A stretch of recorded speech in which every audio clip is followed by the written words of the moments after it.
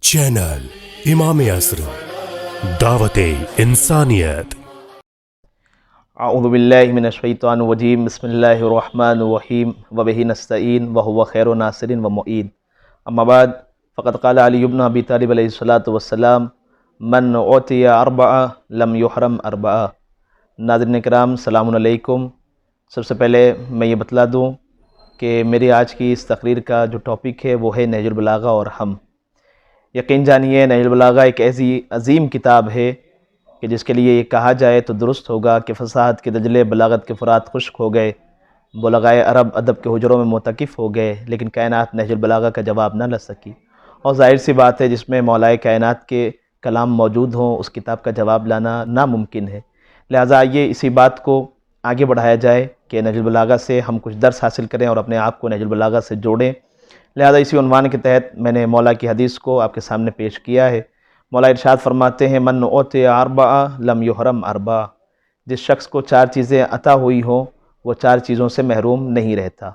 مولا بتلائیے وہ چیزیں کون سی ہیں؟ مولا ارشاد فرماتے ہیں پہلی چیز من اعطی الدعاء لم یحرم الاجابہ، کہ جس انسان کے پاس دعا موجود ہو وہ کبھی اجابت سے محروم نہیں ہوتا۔ ہر انسان دعا مانگتا رہے، یقین جانیے ایک دن ایسا آئے گا کہ جب خدا اس کی دعا کو قبول کرے گا، لیکن شرط یہ ہے کہ انسان مایوس نہ ہو بلکہ پروردگار سے مانگتا رہے۔ اسی لیے ارشاد ہوا کہ پروردگار کے دروازے کو مسلسل دیر تک کھٹکھٹاتے رہو۔ یہ ہو ہی نہیں سکتا کہ کسی صاحب خانہ کے دروازے کو مسلسل دیر تک کھٹکھٹایا جائے اور صاحب خانہ اپنے دروازے کو نہ کھولے۔ لہٰذا ہم مانگیں پروردگار سے، پروردگار ہمیں عطا کرے گا۔ دوسرا پیغام مولا دیتے ہیں کہ یاد رکھو من اعطی التوبہ لم یحرم القبول، کہ جس کے پاس توبہ موجود ہو وہ قبولیت سے محروم نہیں ہوتا۔ انسان کتنے بھی گناہ کر لے توبہ کا دروازہ کھلا ہوا ہے، اگر انسان توبہ کرے صدق دل کے ساتھ تو یقین جانیے پروردگار اس کی توبہ کو قبول کرتا ہے۔ لیکن اس اہم نقطے کی طرف اشارہ کرنا چاہتا ہوں، اس کا مطلب یہ نہیں کہ ہم توبہ میں تاخیر کریں۔ حدیث میں آیا عجلوا بالتوبہ قبل الموت، توبہ میں جلدی کرو تاکہ موت سے پہلے کر لو۔ لہٰذا ہمیں اتنی جلدی کرنی ہے کہ ہم موت سے پہلے توبہ کر لیں۔ ہمیں نہیں معلوم کہ وہ آخری دن کون سا، وہ آخری سانس کون سی، لہٰذا ہر دن کو آخری دن سمجھیں، ہر سانس کو آخری سانس سمجھیں اور ہر لمحہ توبہ کرتے رہیں تاکہ پروردگار ہماری توبہ کو قبول کر لے۔ تیسرا پیغام مولا دیتے ہیں یاد رکھو من اعطی الاستغفار لم یحرم المغفرہ، کہ جس کے پاس استغفار موجود ہو وہ مغفرت سے محروم نہیں ہوتا۔ اور یہ ماہ مبارک رمضان واقعاً ایک عظیم مہینہ ہے جو پروردگار نے ہمیں عطا کیا ہے۔ اس مہینے میں ہم کثرت سے استغفار کریں، اپنی زبان کو تر رکھیں استغفار سے تاکہ پروردگار ہمارے استغفار کو قبول کرے، اور یقین جانیے جس کے پاس استغفار جیسی دولت ہو وہ مغفرت سے محروم نہیں رہ سکتا۔ چوتھا اور آخری پیغام مولا ارشاد فرماتے ہیں من اعطی الشکر لم یحرم الزیادہ، کہ جس کے پاس شکر جیسی نعمت موجود ہو وہ زیادتی سے محروم نہیں ہوتا۔ اگر ہم شکریہ ادا کرتے رہیں گے تو پروردگار ہمیں نوازتا رہے گا۔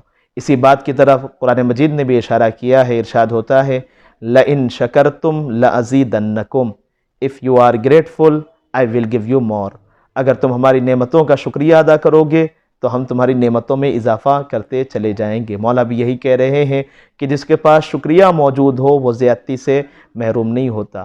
لیکن ایک اہم بات کی طرف میں اشارہ کروں کہ یقین جانیے جب ہمارے پاس نعمتیں زیادہ ہو جاتی ہیں تو پھر ہم پروردگار کو فراموش کر دیتے ہیں، پروردگار کو بھول جاتے ہیں۔ لیکن ہمیں چاہیے کہ پروردگار کو ہم یاد کریں۔ اب بڑی پیاری بات کہی گئی کہ دن عیش کے رہتے ہیں تو سب رہتے ہیں غافل، پڑ جاتا ہے جب وقت تو آتا ہے خدا یاد۔ نہیں، مصیبت میں پروردگار کو یاد نہ کیا جائے بلکہ جب پروردگار نے نعمتیں دی ہیں اس وقت بھی ہم پروردگار کا شکریہ ادا کرتے رہیں، پروردگار ہمیں نوازتا رہے گا۔